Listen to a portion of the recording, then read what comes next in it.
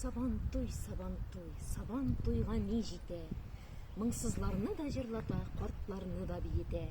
Эх, сабантуй, күңелләрне җилкетә. Бәйрәмнәрнең иң ямьлесе сабан туйга не жите. Хәерле көн, хөрмәтле татар милләттәшләребез. Сезгә Төркиянең Трабзон шәһәреннән кайнар сәламнәремне юллыйм.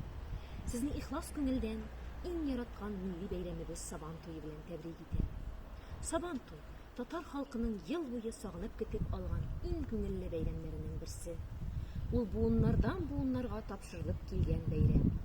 Сабан туй хезмәт һәм дуслык бәйрәме буларак төрле милләт кешеләре арасында илебезнең күп төбәкләрендә һәм чит илләрдә дә уза торган бәйрәмгә әверелде.